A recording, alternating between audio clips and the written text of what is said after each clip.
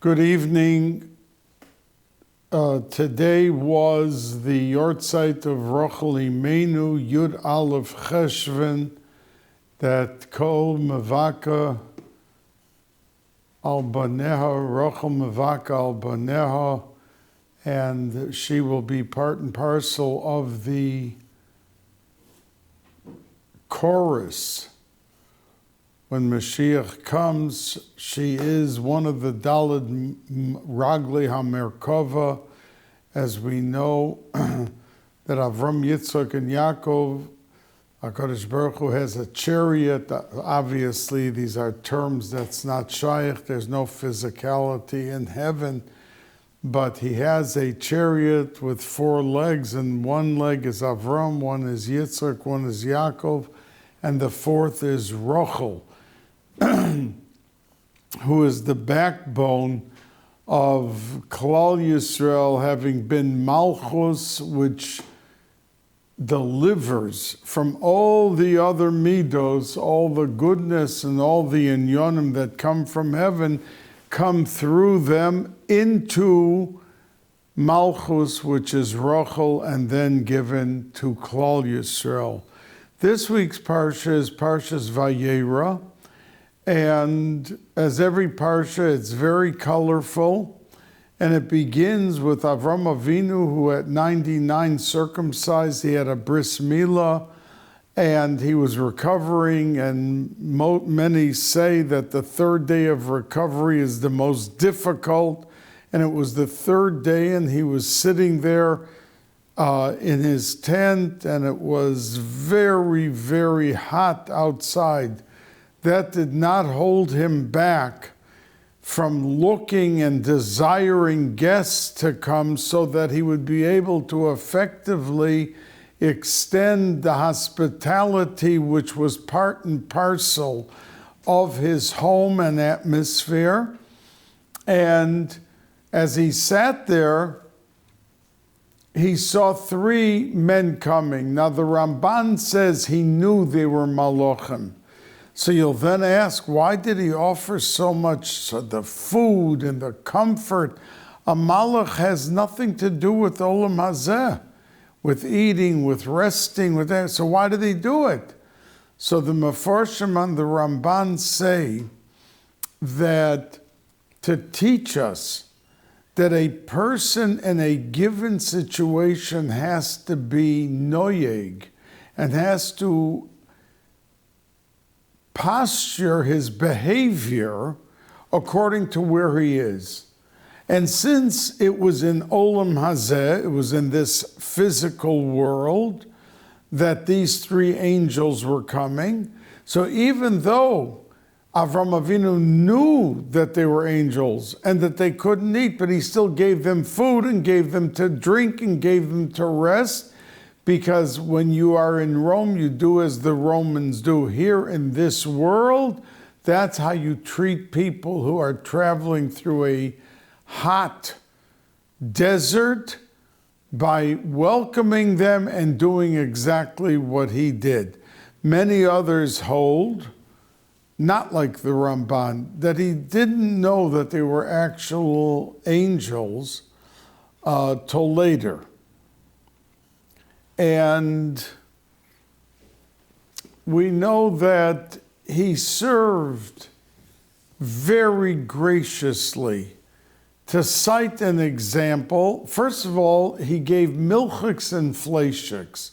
When we teach a 4th grade or a 3rd grade class, and someone puts up their hand and says, how could he have had on his table milchiks, vayikach chema v'cholav, butter and milk, and then uven abokar asher osa, then he had also fleishiks.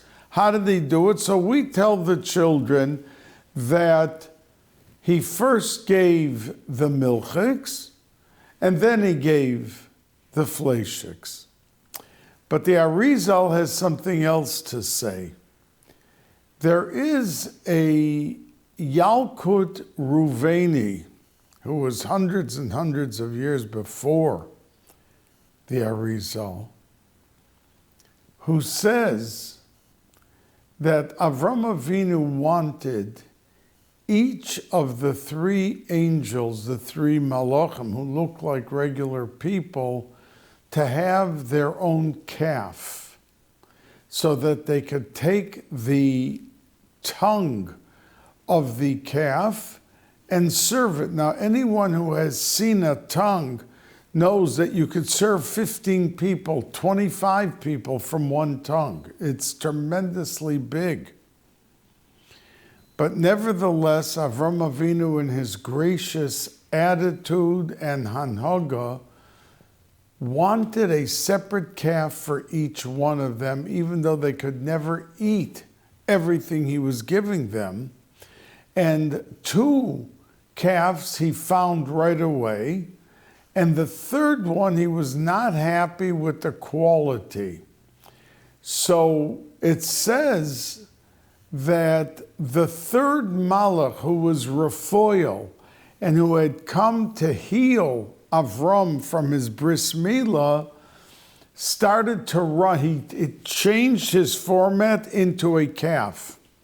And Avram Avinu ran after him and chased him from where he was all the way to Ma'oras HaMachpelah in Hebron.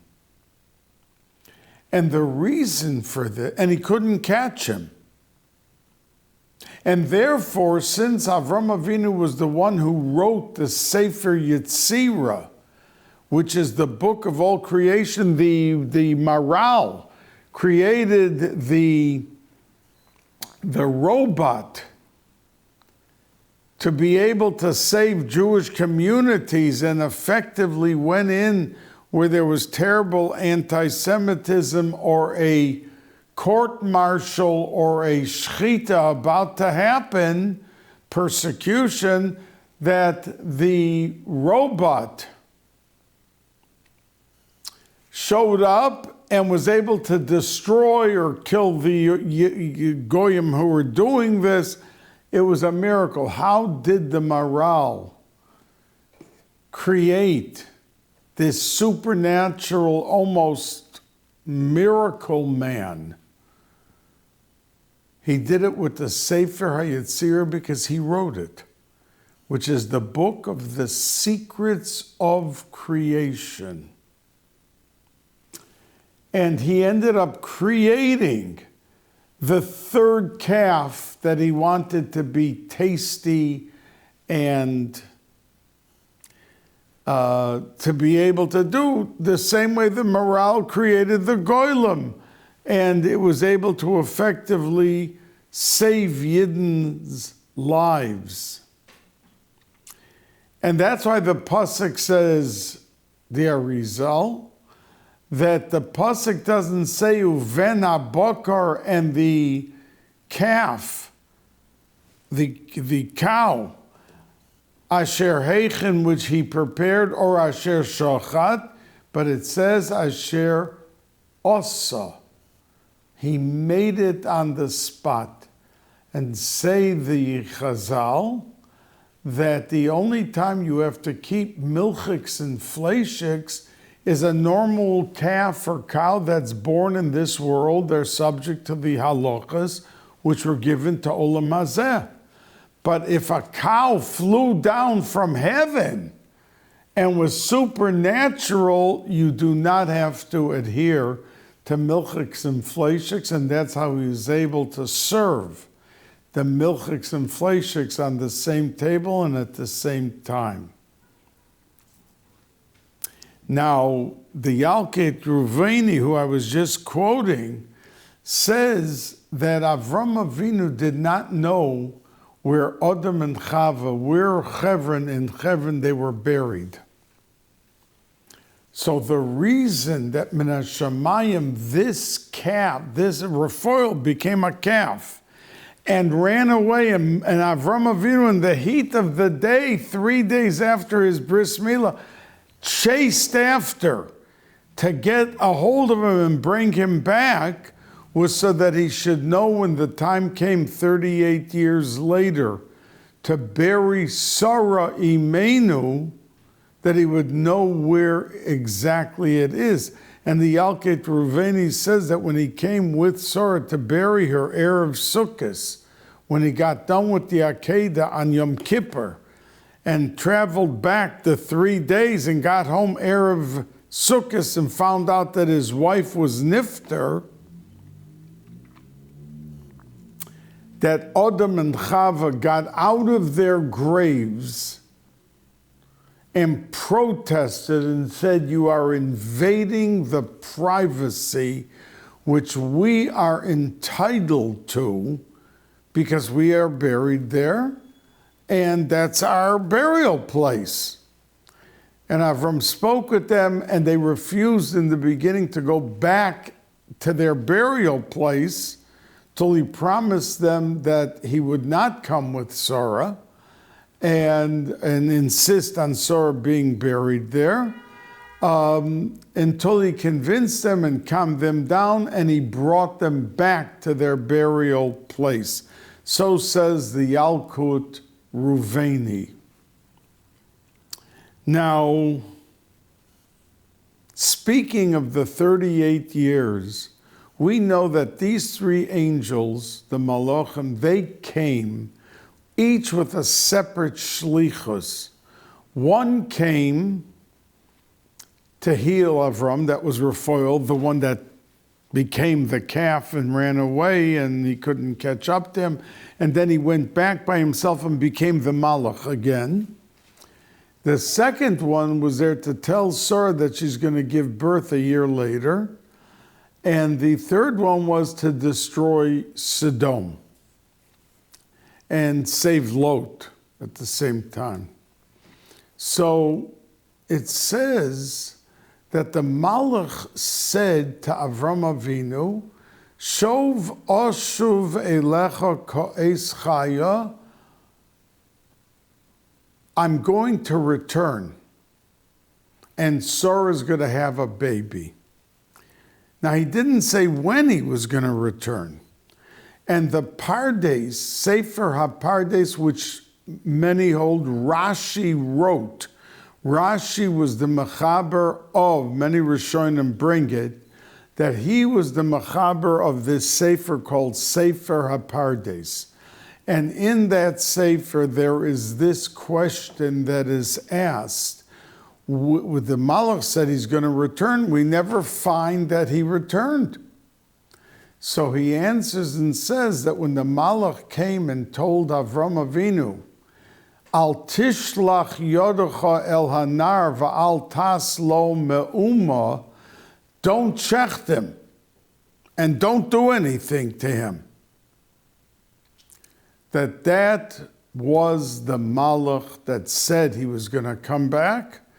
That's when he came back. He came to say that she'll give birth, and then she came back to save the life of Yitzchak Avinu from being shechted.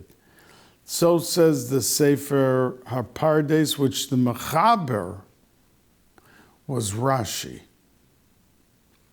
Now, there is a stira, a contradiction, because if you take a look at the second pasuk, Vayisa Eina Vayar, that Avram Avinu picked up his eyes and he saw these three look like people coming. Vayisa Eina Vayar v'hinei shlosha anoshim nitzavim olav, were hovering and standing over him. And then the pasuk says, "V'hu omed aleim," that Avram was hovering over them. So which was it? Was he sitting and they were hovering over him? Or was he hovering over the three? So the answer, they say, is that when Moshe Rabbeinu went up to Shamayim to get the Torah, there was a protest. And the Medrash talks a lot about it, that the Malachim said to HaKadosh Baruch Hu, "What are you doing? You're giving the Torah, which is Kodesh, Kadoshim, every nekuda, every letter, every word. down to the people in this world who are busy doing Aveiros, and they're human, and they're this, and they're that. Why are you doing this? So the Medrash says that HaKadosh Baruch Hu changed the face of Moshe Rabbeinu to look like Avram Avinu. Now we know that Moshe Rabbeinu was bigger than Avram, because it says in the Zohar HaKadosh that Yaakov, who was the biggest of the three of the Avos, the Bechir Sheba Avos, that the Zohar HaKadosh says, Vayechi Yaakov be'eretz Mitzrayim, that the Zohar HaKadosh says that Yaakov Avinu brought back all the nitzoitzes that Yosef couldn't lift up. Why did Yosef end up in Mitzrayim, Min HaShamayim? Why not in Iraq? Why not in Iran? Because all those chelkei Kedusha, those chunks of Kedusha fell into Mitzrayim, and Yosef was able to revive, and we'll talk more about it by the Parsha of Yosef, was able to bring back to life these sparks and return them to their rightful place in Kedusha Lamala. But there were some very heavy chunks that Yaakov Avinu had to go down to Mitzrayim to revive them, says the Zohar HaKadosh, and the Arizal is Myrich and what it was, and we'll talk more about it, Be'ezus Hashem, in a few upcoming weeks. And Yaakov Avinu accomplished the mission. And it says in Zohar that Yaakov Avinu, when he did this, he elevated them and himself to such a point that he almost reached the Madrega of Moshe Rabbeinu. But we see clearly from this Zohar that as big as Yaakov Avinu became, and was even bigger than Avram and Yitzchak, and that's why they didn't give birth to the Shivtei Kah. They each had a problem. Yishmael one had, and one had Esav. That Yaakov Avinu was zoicha to the Shivtei Kah, to be moiled, to give birth to them, but he never reached the level of Moshe Rabbeinu. And over here, the Malachim were giving such a hard time in Shamayim. Why? HaKadosh Baruch Hu was giving the Torah to him, that he had to change his face, that it looked like Avram Avinu.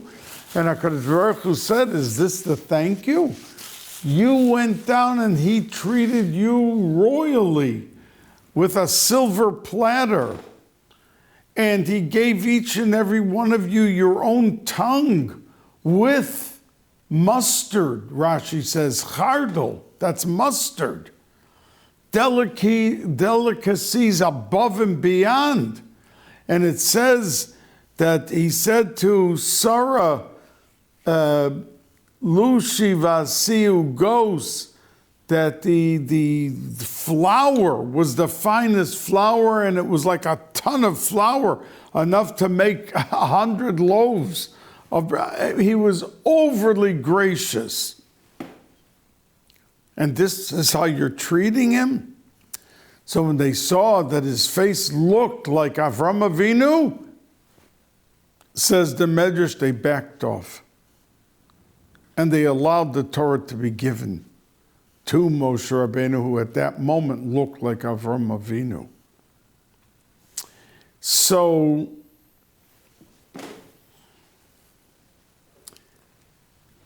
when they arrived, these were angels.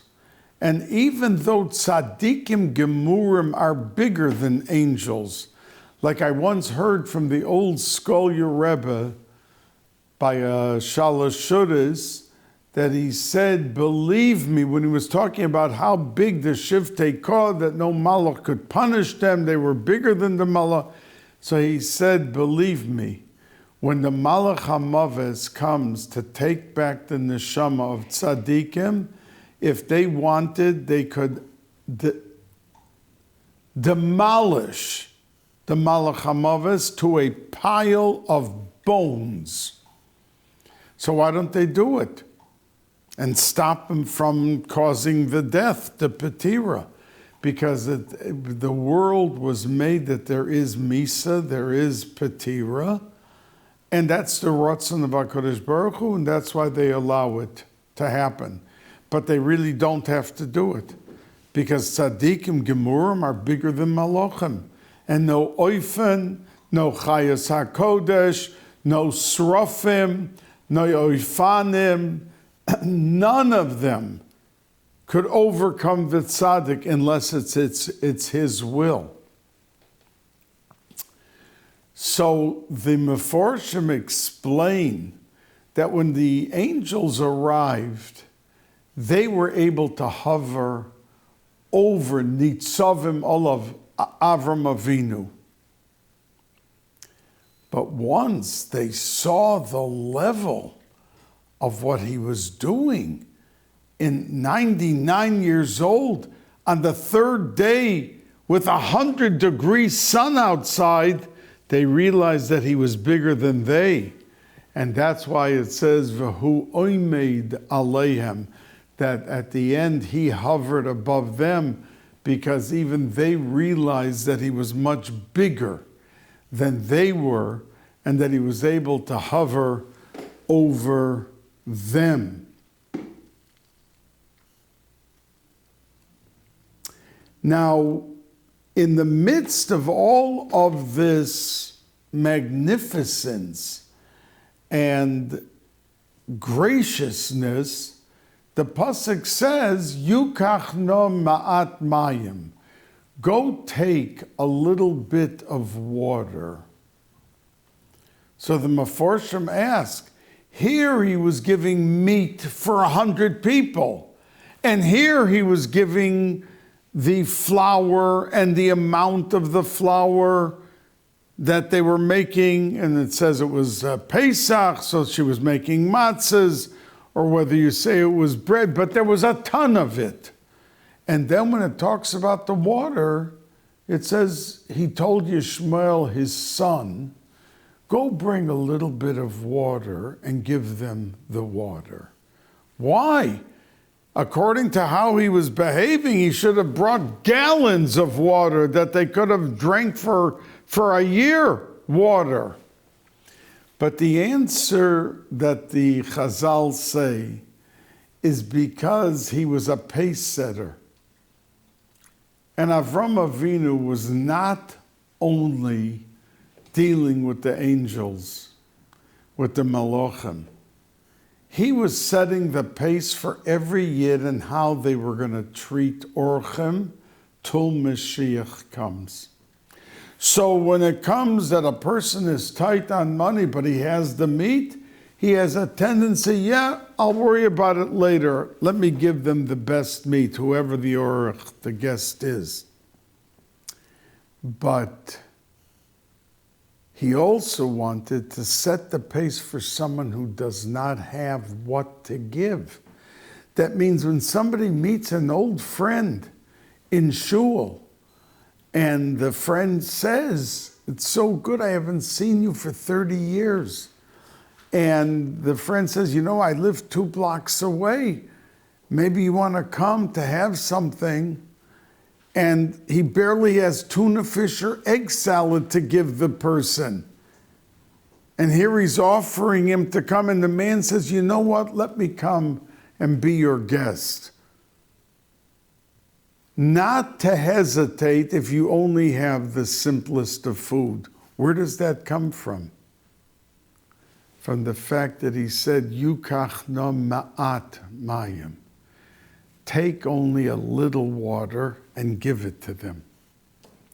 And that implanted and instilled into the essence of each and every Jew to be gracious with guests and have guests, whether you have the money or you don't have the money. And okay, you can serve a piece of salmon or a piece of gefilte fish or white fish or lox or whatever it is. You only have, like I said, some simple tuna fish and some sardines and some egg salad, whatever you have, that you should still have the flavor of wanting to extend yourself to whatever level you can and not be embarrassed and not be hesitant. And that's why he said, Yukach no ma'at mayim. Now we know that for every single thing that Avram Avinu did there, because he was so sick and he barely could move, and here he was running, he chased after the Malach Raphael, who looked like a calf, and he was running away from him, and he never caught him. That's why he had to make his own. Like he knew the secrets of making whatever he wanted. So,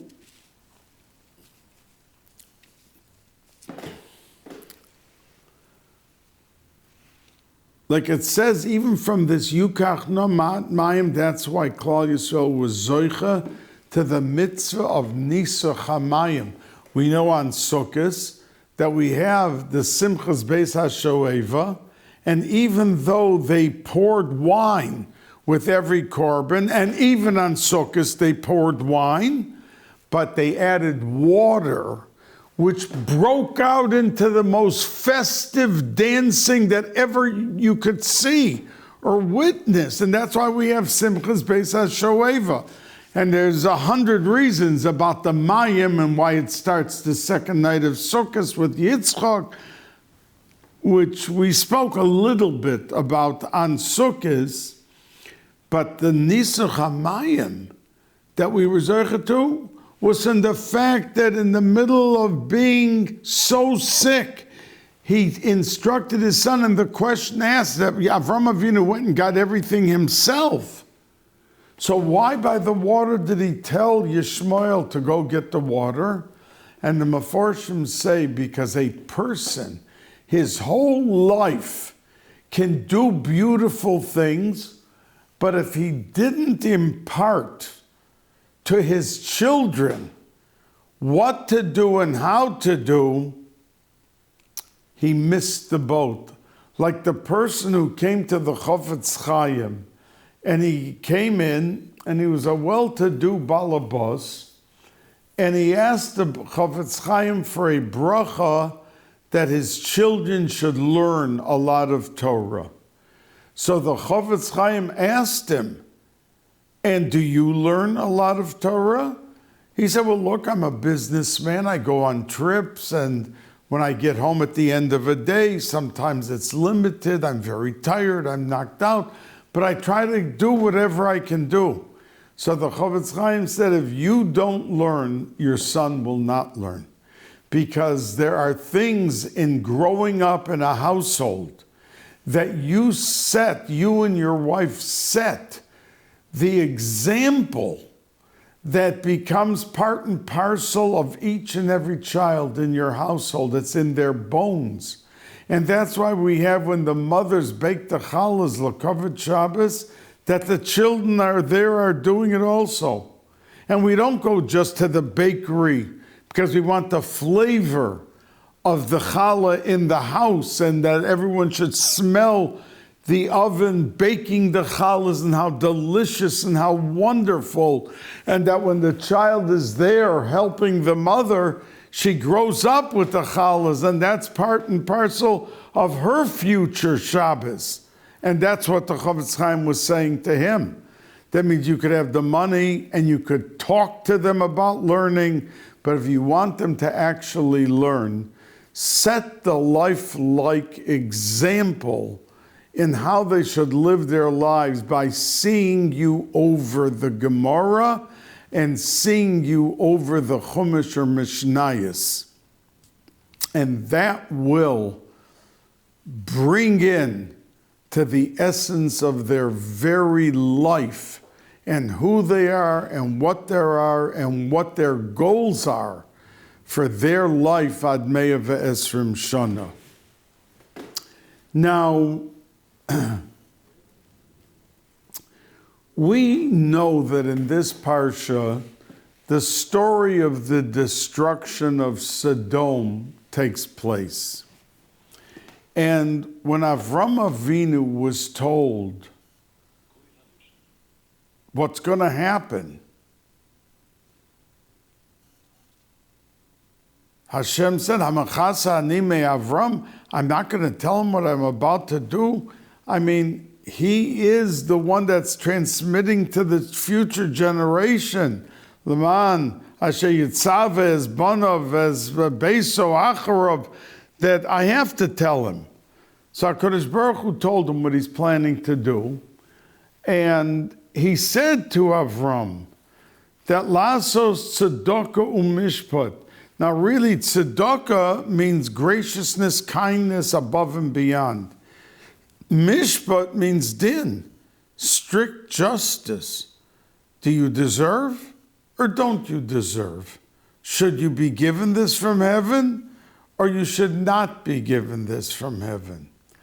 So, Avram Avinu was told that because Sodom didn't begin the first day with their behavior, but when that girl, Haketza Kosa, that young girl took in those aniyim, those people that had to be fed, and fed them, and then the city heard about it, they took the girl and they violated her a whole night till she died. And HaKadosh Baruch Hu heard the crying of this girl a whole night, and that's when he decided that's it, they're getting destroyed. And in the beginning, they turned the mishpat, living by the law, the letter of the law, they didn't mix in any tzedakah. And we can't run the world like that. And that is why it became all mishpat, and they were able to turn the atmosphere into such a destructive, negative, filthy, immoral place because of their attitudes of taking away the tzedakah from the mishpat. But then the pasuk says that Avram Avinu started to debate HaKadosh Baruch Hu. He said, let me ask you this, Rabbanu Shalom. What if there are 50 tzaddikim in the city? Are you going to still destroy them? And HaKadosh Baruch Hu said, no, I won't. And Avram Avinu said, and what about if there's 45 tzaddikim? Not 50, but 45. So HaKadosh Baruch Hu answered and said, likewise, I'm not going to destroy them. And then he went to 40, 30, 20, and 10. That if there's 10 tzaddikim, will you still save or will you destroy this? They said, no, if there's 10 tzaddikim, I will not destroy the city. Now, HaKadosh Baruch Hu, the Mefarshim say, knew very well that at the end of the story, Sodom is going to be, and there were 5 cities that were supposed to be destroyed, not just Sodom. 5 cities. And he knew that at the end they were going to be destroyed. So what was he doing? Was he teasing Avram? He knew it's going to be destroyed. So he engaged him. If there's 50 or there's 45 or there's 40 and how about 30? And he was begging him. So the Mefarshim say, of course he was not teasing him.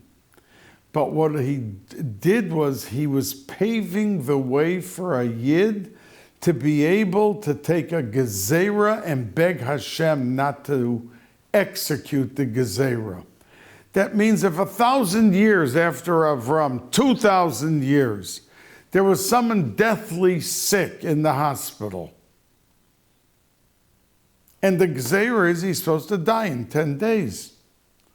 But to be able to ask Hashem, if we get 100 people to say Tillim, or we get 100 people to start giving everyday tzedakah, don't forget, as I always say to you, tzedakah is the only mitzvah that it's matzil mimaves, And it is Mevi Geula. Not by Shabbos, not by Tefillin, not by any other mitzvah. Just by tzedakah. So let's say the person says, we're going to get 100 people to give $1 every day. It's possible that the gzera will be torn up and the person will live another 30 years. That they're able to survive it.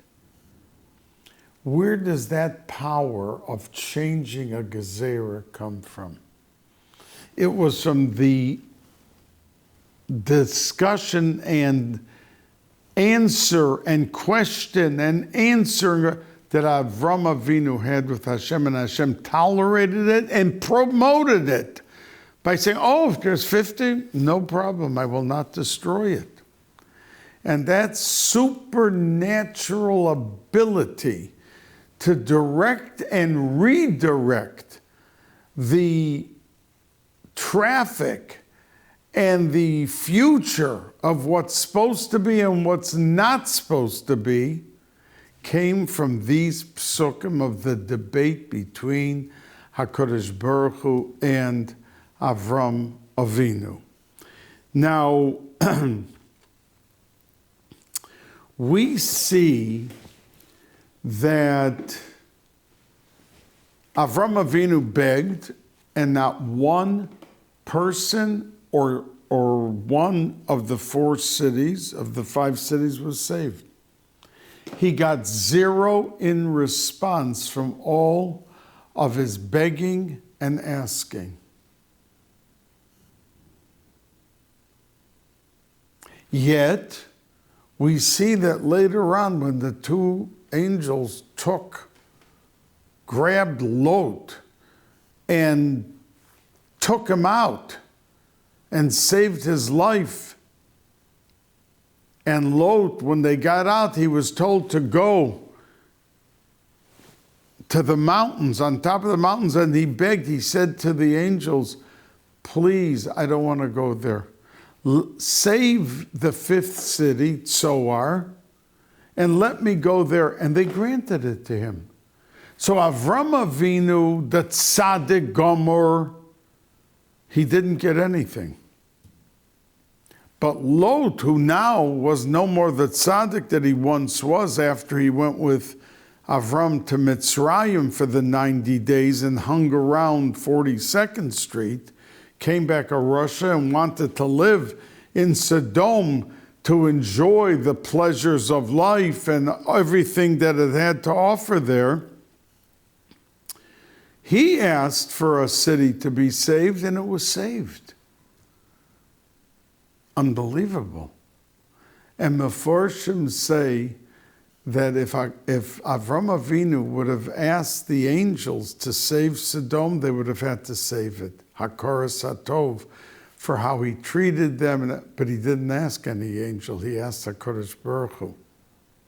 And HaKadosh Baruch Hu was going with the Midas Hadin for what they did to this young girl.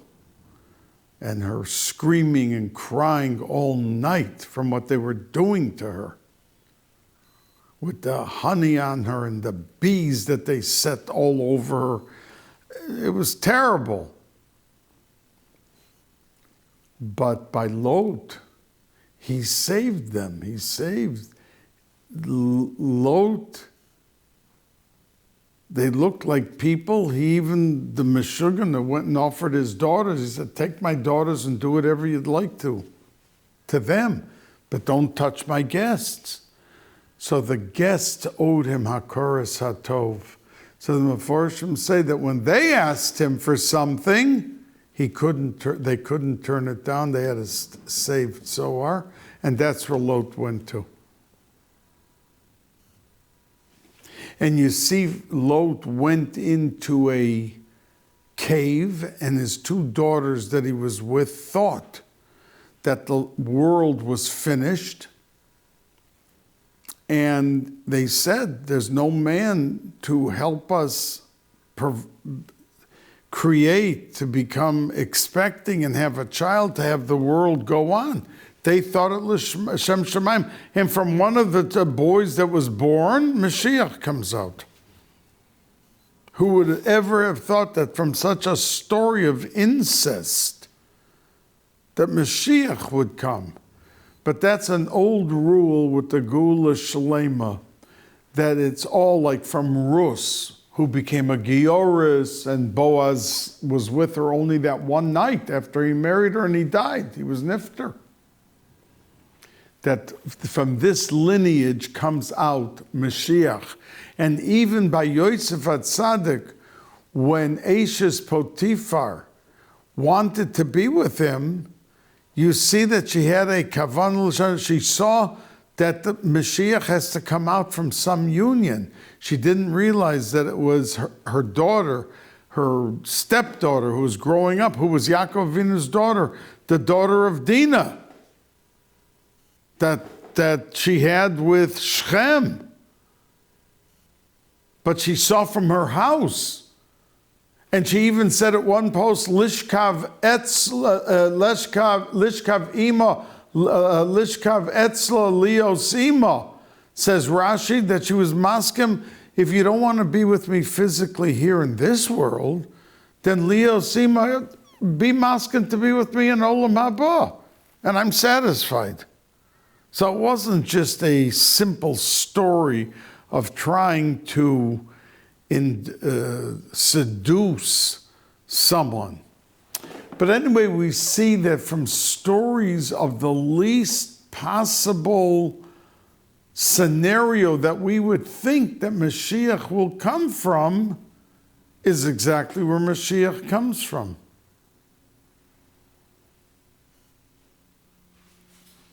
So you see, it was L'Shem Shemayim. These two girls, they were mechutzofim. They said Me'ov. From their father, they got pregnant from there. But the actual kavana was there was no man around in the world anymore. There was just like the Mabul, and they were in Sodom, and the whole city was destroyed, and there was no hope. That's what they thought. But that was the surprise, that Lot asked for a request of saving Tzoar, and it was saved because of the Hakaras Hatov. The angels, the Malachim, could not turn him down. And HaKadosh Baruch Hu turned down Avram Avinu with all of the asking and all of the requests and all of the pleading, because he didn't ask the actual angels, who owed him big time for what he did for them, but he asked HaKadosh Baruch Hu, and he went with Tzedakah and Mishpat, what they deserved. Now, we know that the Malachim came in, Vayomru Elav Aye Sarah Ishtecha, that they came and they asked Avram Avinu, Aye Sarah, where is your wife? How is she doing? And Rashi points out that when somebody comes to somebody's house, he is supposed to ask not only of the person greeting him, how is he and how does he feel, but he should ask about the partner, about the wife, or the wife ask about the husband. And that's what they were doing. They asked, Vayomru Elav, Aye Sarah Ishtecha, how is your wife doing? Now, we know that the word Elav has dots on it. And the rule is that we learn from every letter that has a dot in the Torah. There's 4 letters in that word Elav, and 3 of the letters have a dot. So the Meforshim explain, the Gemara and then the Medrash says that Vayomru Elav, that the simple pasuk means, a simple pshat, that they asked him, how was your wife? But because of the dots And if you read the word without the lamed, because the lamed has no dot, it's only ayin yud vav, ayeh, aleph yud vav, that ayeh, vayomru, and the angels asked, ayeh, where is Avram? And then they said, ayeh Sarah ishtecha. And that's what they darshan from these dots, because it spells ayeh, where is he? And they were talking about Avram, they were talking to Avram. So the Chernobyl Rebbe says that they asked Avram where he is. What do you mean they asked him where he is? They were talking to him. But the answer is, Vayomru Elav, ayeh, where are you, Avram? Where are you holding? You are, Baruch Hashem, 99 years old. What have you done with your life? Where are you up to? Where do you find yourself? And the answer, says the Chernobyl Rebbe, where is a man in life? Ayeh Sarah ishtecha, wherever your wife is up to.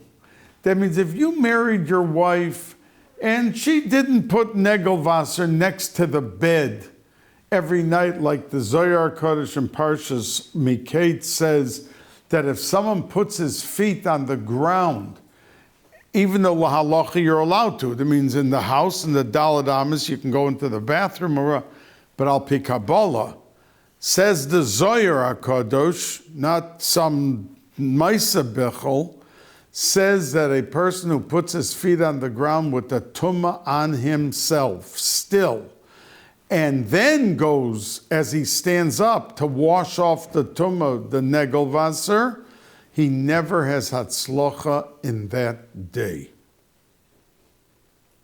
So a person has to put next to the bed, and you bend over and you wash off the tumah, and then you throw out the water. So that woman who got married, who doesn't do it, did her husband uplift the flavor of the Yiddishkeit in the house or not? Was there any difference in the level of what they did and the mitzvahs they did? Is there any difference between when they got married and when they're turning each 60 or 70 or 80 years old? Or is it the exact same thing, Shabbos, and the Kedusha Shabbos and the Oinig Shabbos? Is there any growth? Is there any difference in the quality and the flavor of the household because of each partnership? And says the Chernobyl Rebbe, whose yortzeit was this yesterday, the same yortzeit as Rachel Imenu, Yud Aleph Cheshvan. Did they make any difference? Where are you, Avram, holding? And he stood there, and they answered and said, you know what the answer to your question of where you're up to? Ayeh Sarah ishtecha, where your wife Sarah is up to, and that was the answer and key ingredient that they were sharing with him, what uplifts and enriches the unity and the marriage of two individuals. Now, we know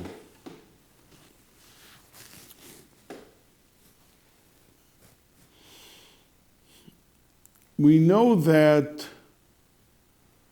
a central theme in our Sedra is the Akedah.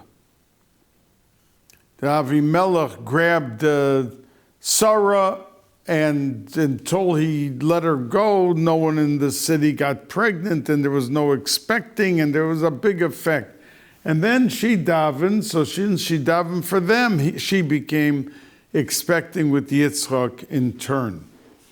But after Yitzchak was 37 years old, the HaKadosh Baruch Hu told Avram, take your son, Lech Lecha, just like our past Shabbos Seder said Lech Lecha, and in our Seder it says Lech Lecha El Har HaMoriah.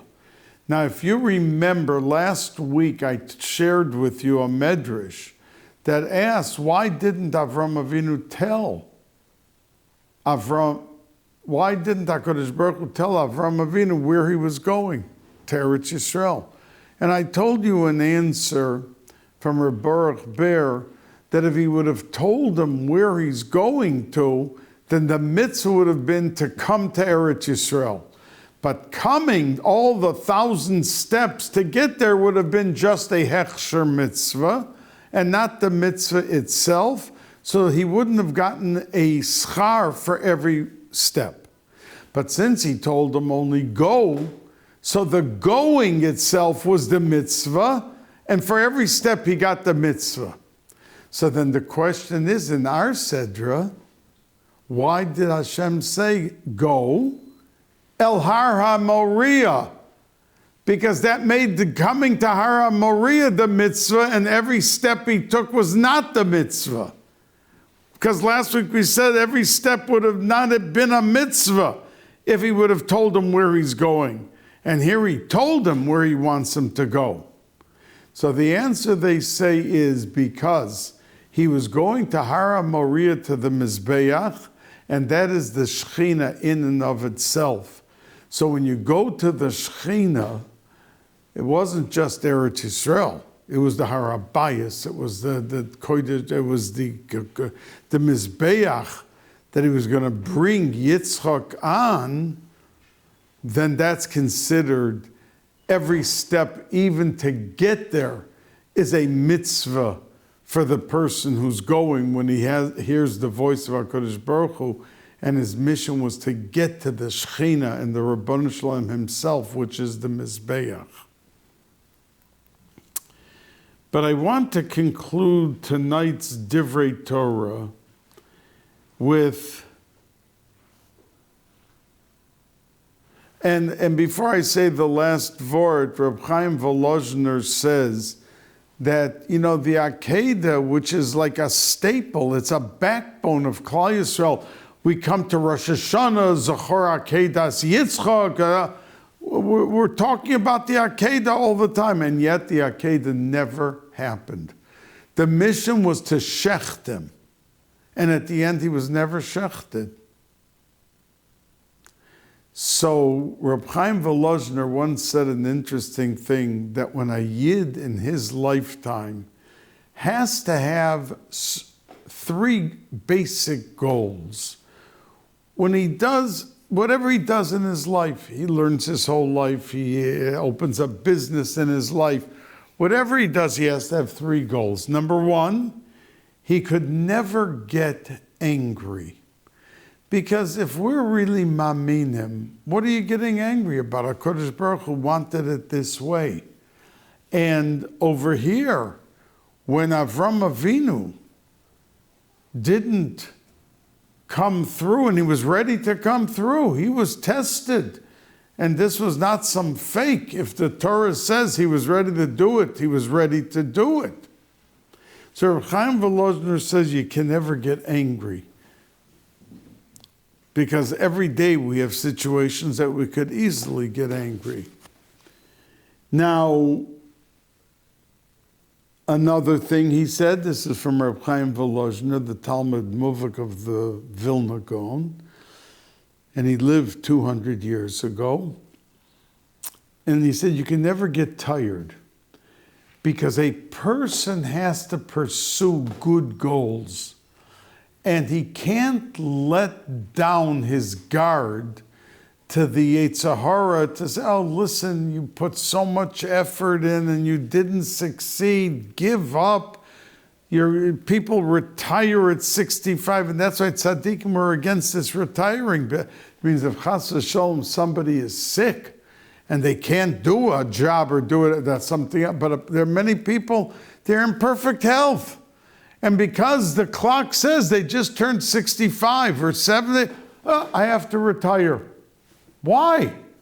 You can still be effective, and you can produce, and you can You can have so much effectiveness in your community, for your family, for yourself, for everyone.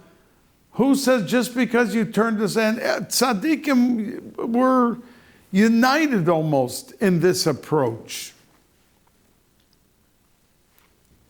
And the third thing was never to want to win.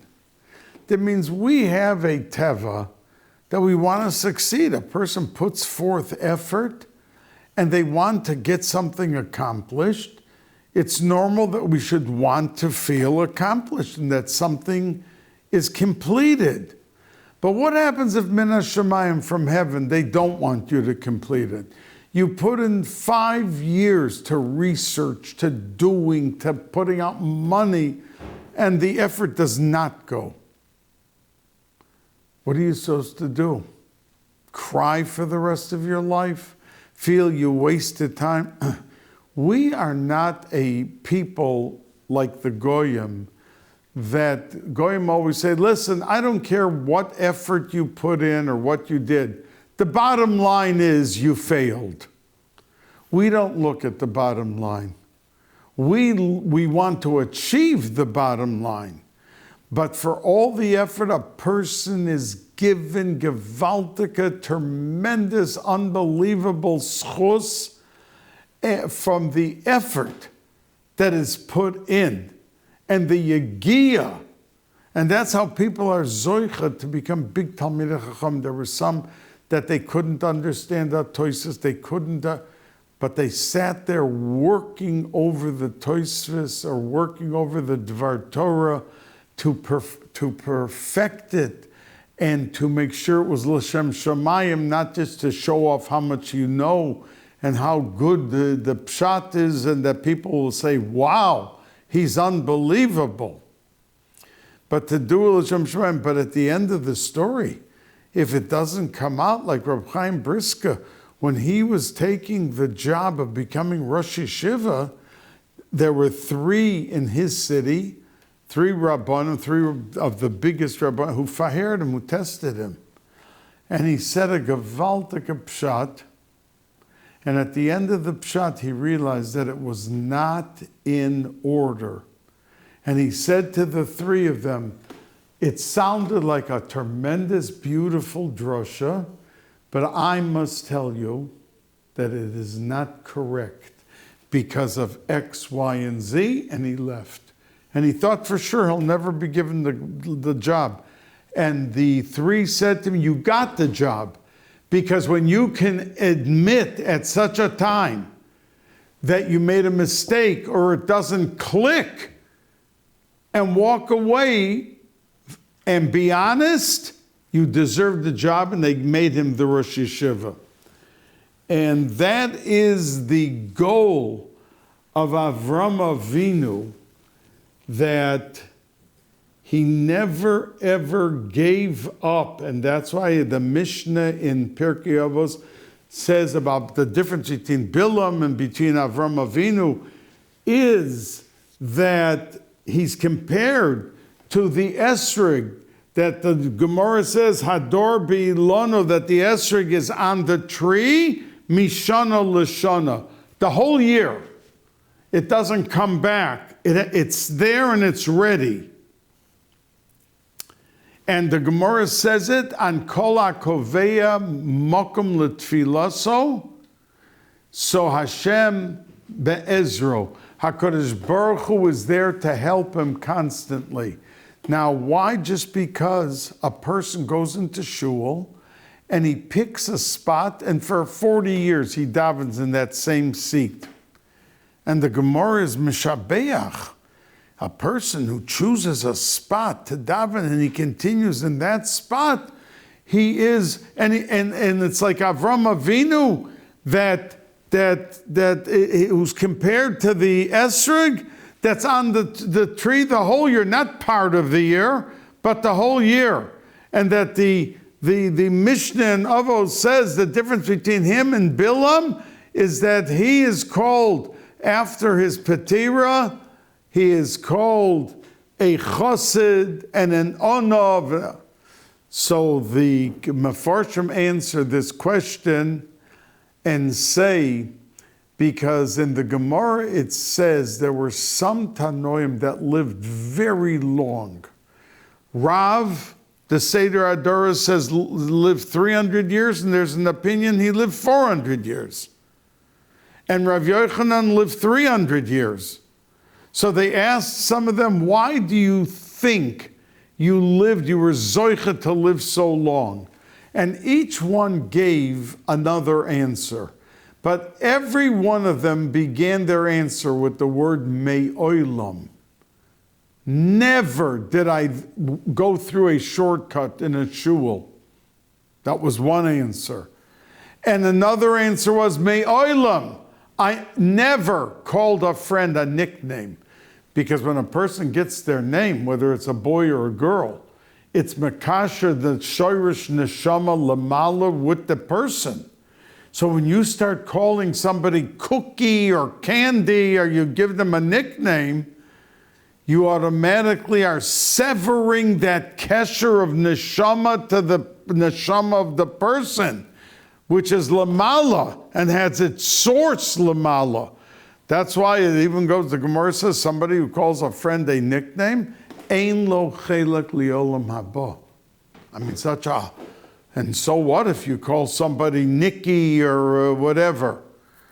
Ein lo chelek, yeah, because he got it by his bris, he got a name, and there's a kesher that every time he's called that name, that revives and renews the power of the name with the person.